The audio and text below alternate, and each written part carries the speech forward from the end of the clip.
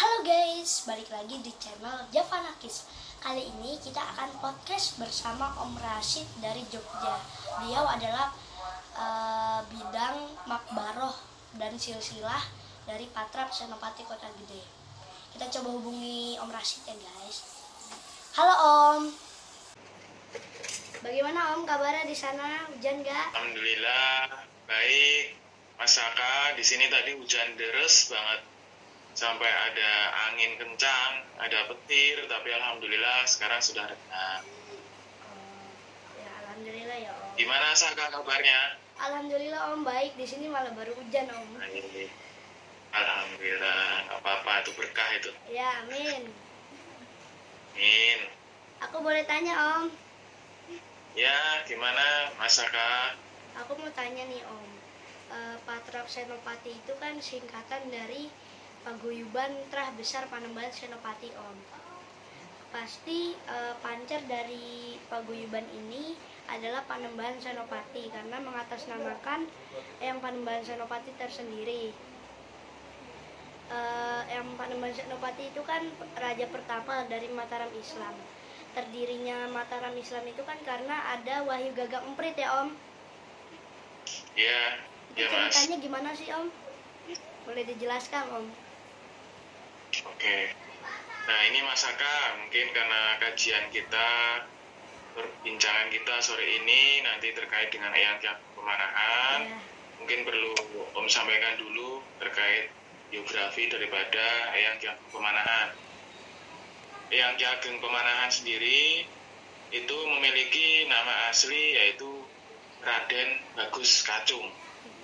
Seperti itu. Akan tetapi akhirnya pada perkembangannya beliau mendapatkan gelar Ki Ageng Pemanahan. Nah, terkait dengan beberapa sumber yang sore ini akan kita pergunakan dalam diskusi, dalam bincang-bincang ini, ada beberapa yang perlu bisa Om sampaikan. Di antaranya adalah, pertama itu adalah serat sejarah Ratu Kraton Ngayogyakarta Diningrat. Ada juga serat Salasilah Leluhur Enggat Danurejan yang merupakan dokumen kepatihan Danurejan Ngayogyakarta. Ada juga di era-era abad 20, diantaranya adalah Mbah Mat Watucongol, ada juga Kiai Dalhar Watucongol, dan lain sebagainya. Sedangkan keturunan dari Kiai Raden Santri ini yang masyhur atau yang terkenal di kalangan pegiat pesantren itu adalah yang bernama Gus Jogorekso. Hal ini karena Gus Jogorekso merupakan salah satu guru utama dari yang dikenal dengan nama Gusmi atau Kiai Haji Hamim Jazuli dari Pondok Pesantren Ploso Kediri. Nah, Om lanjutkan ya. Ada lagi yang bernama Raden Bagus Lompeng atau Pangeran Tumenggung Gagak Baning. Nah, Pangeran Tumenggung Gagak Baning ini nanti dalam perjalanan kehidupan beliau itu menjadi salah satu Adipati Pajang menggantikan Pangeran Benowo. Ketika Pangeran Benowo yang merupakan putra dari Sultan Hadiwijaya ini memutuskan untuk keluar dari keraton, menyepi, mendekatkan diri kepada Tuhan sembari berdakwah agama Islam, kedudukan di Pajang itu nanti diganti oleh Pangeran Tumenggung Gagak Baning. Seperti itu. Ada lagi nanti Raden Bagus Sambak atau Raden Bagus Tambak. Akan tetapi beliau meninggal ketika masih bayi. Ada juga Raden Bagus Kedawung atau Pangeran Adipati Pringgoloyo. Dan yang terakhir adalah Nyai Ageng Sewakul. Total ada 12 orang putra dan putri daripada Eyang Ki Ageng Pemanahan dari pernikahannya dengan Eyang Nyai Ageng Sabinah yang merupakan patni dari Eyang Ki Ageng Pemanahan. Sementara dari garwo Pawingking atau garwo Selir kalau bahasa sederhananya yaitu yang bernama Niken Rubiah, Eyang Ki Ageng Pemanahan memiliki sebanyak 20 orang putra dan putri. Nah, yang pertama yaitu ada Raden Bentang atau Raden Wandangkoro atau dikenal pula dengan nama Raden Ronggo. Kan istri dari Tumenggung Mayang dari Pajang. Ada lagi yaitu Raden Roro Mariam atau Raden Ayu Tumenggung Joyoprono yang merupakan istri dari Tumenggung Joyoprono. Tumenggung Joyoprono ini adalah salah seorang abdi dalam di Kerajaan Mataram yang merupakan putra dari Panembahan Joyoprono. Panembahan Joyoprono ini adalah salah seorang sesepuh nanti Roro Menteri atau yang dikenal pula sebagai Nyai Ageng Tanduran yang merupakan istri dari Kiai Haji Mongso ing Tanduran. Ada pula yang dikenal dengan nama Roro Sarah atau Nyai Ageng Pajang Jiwo. Ada pula Roro Centung atau Nyai Ageng Arung atau Nyai Ageng Kusumoyudo yang merupakan istri dari Ki Ageng Kusumoyudo. Ada lagi Roro Jembalang atau Nyai Ageng Pucang yang merupakan istri dari Ki Ageng Wirobodro ing Pucang atau di Pucang. Ada lagi Roro Semok yang dikenal juga dengan nama Nyai Ageng Singopadu. Ada juga laki-laki yang sedo timur atau meninggal bayi sehingga belum diketahui namanya. Ada lagi Roro Mundrik atau yang dikenal dengan nama Nyai Ageng Muhammad Pekeh atau Nyai Ageng Somowoyo yang merupakan istri dari Ki Ageng Muhammad Pekeh di Somawaya. Lalu ada Roro Sengsem atau disebut pula dengan Nyai Ageng Wiroprono. Ada juga Roro Resep atau Nyai Hardiguno ing Pelem yang dikenal pula dengan nama Nyai Ageng Pelem. Ada Roro Sedet atau Nyai Ageng Soroyudo ing Keceme yang dikenal pula dengan nama Nyai Ageng Keceme. Ada Roro Demi atau Nyai Ageng Mursodo ing Selarong. Nah, Selarong ini wilayah sekitaran Jogja yang nanti pada masa Hamengkubuwono III dijadikan tempat persembunyian atau tempat markas daripada Pangeran Diponegoro. Melanjutkan, ada juga yang bernama Roro Daminah atau Nyai Ageng Ronggo. Ada juga Roro Patimah yang dikenal dengan nama Nyai Ageng Kawangsi dan juga disebut pula sebagai Nyai Ageng Kawangsen. Ada juga Roro Katimah atau Nyai Ageng Citoboyo ing Gambiran atau dikenal pula sebagai Nyai Ageng Gambiran yang kompleks makamnya menjadi satu dengan Ki Jurukiting dan Pangeran Adipati Manduranegoro di wilayah Gambiran, Yogyakarta. Maksudnya di Kecamatan Umbul Harjo, kalau sekarang disebut Kepanewonan Umbul Harjo. Nah, jadi total putra-putri Ki Ageng Pemanahan dengan istri Mikana Rubiah yang merupakan garwa selir itu ada sebanyak 20 orang putra-putri seperti itu. Itu sedikit banyak gambaran atau biografi dari Ki Ageng Gunung Kidul. Ki Ageng Giring ketiga ini kalau ditarik ke garis atas atau nasabnya itu nanti akan bermuara ke Prabu Brawijaya keempat dari Majapahit. Nah, singkat cerita, ketika Ki Ageng Pemanahan ini bertamu ke Desa Giring di Gunung Kidul, pada waktu itu yang Ki Ageng Giring III itu sudah tidak berada di tempat. Nah, kenapa kok tidak ada di tempat? Nah, ternyata kalau kita flashback ke belakang, di hari itu yang Ki Ageng Giring III itu mendapatkan bisikan secara gaib atau kalau bahasa kerennya disebut wangsit. Ketika beliau sedang menderes nira di kebunnya, di kebun kelapa. Beliau mendapatkan wangsit bahwa di salah satu pohon kelapanya yang hanya berbuah seperti itu. Nah, setelah ditanam, dirawat oleh Ki Ageng Giring III sampai tumbuh tinggi menjulang, itu hanya ada buah kelapanya, tapi cuma ada satu buah.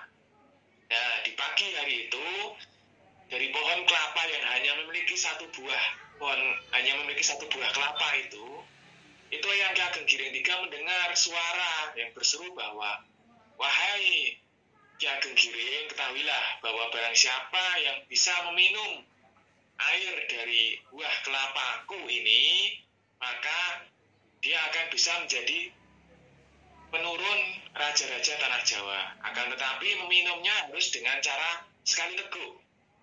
Tidak bisa berkali-kali, tapi hanya bisa sekali teguk. Singkat cerita, demi memenuhi wangsit tersebut, yang Ki Ageng Giring III akhirnya memetik buah kelapa tersebut, lantas dibawa ke rumah beliau. Nah, ketika dibawa di rumah, itu sengaja ditinggalkan, tidak langsung diminum oleh Eyang Ki Ageng Giring III. Kenapa? Karena diceritakan bahwa yang Ki Ageng Giring III itu khawatir karena beliau belum benar-benar merasa lelah dalam bekerja menderas nira itu. Takutnya karena belum benar-benar merasa lelah, itu tidak bisa meminum dalam sekali tegukan. Padahal syaratnya harus bisa meminum dalam sekali tegukan untuk bisa memenuhi wahyu tersebut. Nah, oleh karena itu buah kelapa tersebut dititipkan pada istri beliau. Yang Ki Ageng Giring III berkata pada istri beliau yang pada intinya agar buah kelapa ini disimpan sampai saatnya nanti Eyang Ki Ageng Giring ketiga ini pulang dari bekerja, itu bisa meminumnya dalam sekali tegukan. Jadi ditinggal bekerja dulu sambil mengumpulkan rasa lelah, sehingga nanti ketika pulang bisa meminum air dari buah kelapa itu dalam sekali tegukan. Nah, setelah dititipkan pesan kepada istri beliau, yaitu Nyi Ageng Giring ketiga, bahwa pohon kelapa ini disimpan dan tidak boleh diminum oleh siapapun. Mbak Yu, gitu kan. Ini buah kelapa ini tak ombene ya, gitu kan. Ini buah kelapa ini saya minum karena saya haus. Nyi Ageng Giring ketiga sudah berpesan, jangan, karena saya tadi sudah dipesan suami saya, jangan ada siapapun yang meminum buah kelapa tersebut kecuali sendiri. Tapi Ki Ageng Pemanangan tetap memaksa, ora popo, tidak apa-apa. Pasti Ki Ageng Giring tiga tidak akan marah karena beliau ini orang yang arif dan bijaksana. Nah, akhirnya karena dengan sedikit memaksa, akhirnya diminum jugalah air dari buah kelapa itu oleh Ki Ageng Pemanangan diminum dalam sekali tegukan. Nah, seperti itu. Nah, akhirnya singkat cerita, Ki Ageng Giring tiga pulang dari berkebun. Nah, setelah pulang dari berkebun, ini kaget, kok buah kelapa yang sudah dititipkan kepada istrinya tersebut kok sudah, tetapi karena beliau ini orang yang sudah bisa arif dan bijaksana, sangat bisa mengendalikan diri pribadi beliau, karena spiritual beliau sudah sangat tinggi, akhirnya beliau tidak marah sama sekali. Bahkan beliau malah berterus terang pada Eyang Ki Ageng Pemanangan bahwa sebenarnya Ki Ageng Giring tiga itu pernah mendapatkan wahyu bahwa barang siapa bisa meminum dengan sekali tegukan atas buah kelapa tersebut, itu nanti akan menurunkan raja-raja di tanah Jawa, seperti itu. Dan memang sudah suratan takdir, mau seperti apa lagi kan, karena kebesaran hati Eyang Ki Ageng Giring tiga dan karena bersesuaian dengan berita Belanda yang dibawa oleh Jacob Cooper. Jacob Cooper, seorang Belanda, gitu kan, yang pada waktu itu mencari informasi terkait kerajaan Mataram, itu juga sama menyampaikan bahwa Ki Ageng Pemanangan wafat di tahun 1584 Masehi. Nah, Ki Ageng Pemanangan juga masih tidak berkenan. Akhirnya terus menerus, jadi saling tawar menawar kalau bahasanya sekarang. Tapi sebenarnya itu tidak bisa dimaknai tawar menawar secara harfiah, karena namanya para sesepuh kita itu sebenarnya olah batinnya sangat tinggi. Sebenarnya itu bisa jadi hanya bermakna simbolis. Tapi perlu Om sampaikan juga, karena memang seperti itu yang diceritakan dalam babat. Nah, setelah tawar menawar sampai dengan urutan ketujuh. Intinya bahwa ya sudah, kalau begitu derajat ketujuh atau keturunan ketujuh dari saya Ki Ageng Giring ketiga, nanti itulah yang akan menjadi raja di tanah Jawa. Nah, akhirnya Ki Ageng Pemanangan setelah sampai tawar-menawar ke urutan generasi ketujuh tersebut, Ki Ageng Pemanangan berkata seperti ini, ya sudah, saya tidak ingin berdebat lagi dengan Kang Mas. Biarlah semuanya itu nanti ditentukan oleh Gusti Allah, seperti itu. Nah, akhirnya itu sampai kenyataannya yang Ki Ageng Pemanangan itu kan salah satu putranya, yaitu Raden Danang Sutawijaya, itu yang nanti menjadi Raja Mataram Islam pertama, yaitu Panembahan Senopati Ingalogo, dan akan turun-temurun seperti itu. Dan memang benar sebenarnya kalau kita urut di dalam raja dalam urutan ketujuh, yaitu Sri Susuhunan Pakubuwono pertama, itu dari garis ibu, itu ada salah satu versi yang menyatakan memiliki tetesan darah Ki Ageng Giring ketiga. Allahu a'lam bishawab, karena itu adalah salah satu versi dari sekian banyak versi. Nah, terkait dengan Wahyu Gaib Amprit ini memang menjadi sebuah kontroversi masyarakat. Dalam artian ada yang memaknai cerita yang Om sampaikan tadi itu secara harfiah, ada juga yang memaknainya secara simbolik. Seperti itu. Nah, memaknai simbolik bahwa konon menurut beberapa sesepuh bahwa yang disebut buah kelapa itu adalah simbolisasi dari seorang wanita. Jadi dalam kaitannya ini ada seorang wanita yang memegang wahyu keprabon yang diperebutkan, atau bahasa halusnya sebenarnya bukan diperebutkan ya, tapi dipersaingkan antara Ki Ageng Pemanangan dengan yang Ki Ageng Giring ketiga. Nah, Allahu a'lam. kembali pada keyakinan masing-masing terkait penafsirannya seperti itu. Seperti itu Mas Aka. Ada lagi mungkin yang ingin disampaikan, yang ingin didiskusikan lagi dengan Om? Iya. Udah Om, gitu aja Om. Matur nuwun ya Om waktunya. Gitu ya Om. Ada lagi mungkin yang ingin didiskusikan sama Om Rashid? Udah cukup ya Om?